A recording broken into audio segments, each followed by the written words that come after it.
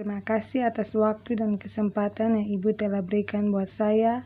Di saat ini saya akan mempresentasikan materi pembelajaran media 3 dimensi. Materi pelajaran media 3 dimensi saya ambil dari materi kelas 9 SMP. Dengan judul materi yaitu Persebaran Flora dan Fauna di Indonesia. Nama Raffi Limehwei, NIM 2019-32038. Dengan kompetensi inti yaitu menunjukkan perilaku jujur, disiplin, tanggung jawab, peduli, toleran, damai, santun, responsif, dan proaktif sebagai bagian dari solusi atas berbagai permasalahan dalam berinteraksi secara efektif dengan lingkungan sosial, dengan alam, serta menetapkan diri sebagai cerminan bangsa dan dalam pergaulan dunia.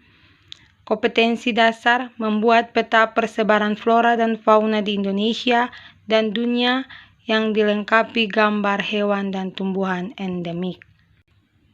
Ini merupakan gambaran singkat peta persebaran flora dan fauna di Indonesia. Memang peta ini kurang lengkap, tetapi bisa membawa atau menambahkan wawasan pada siswa-siswi.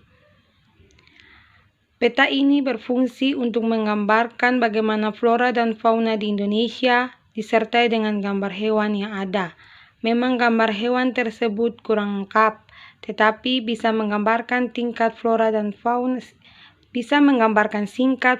fauna tersebut. Dengan peta ini kita bisa mengetahui kondisi flora dan fauna di Indonesia.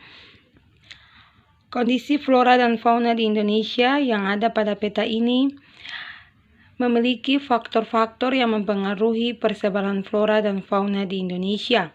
Yang pertama yaitu faktor kondisi flora dan fauna di Indonesia. Persebaran flora dan fauna di Indonesia terbentuk karena adanya peristiwa geologis terjadi pada jutaan tahun yang lalu, yaitu pada masa pencairan es. Pada saat itu terjadi pencairan es secara besar-besaran yang menyebabkan naiknya permukaan air laut di bumi.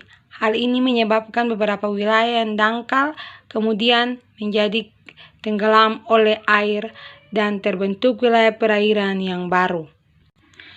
Faktor-faktor penyebab terjadinya keanekaragaman flora dan fauna yaitu diakibat oleh kondisi geologis yang ada.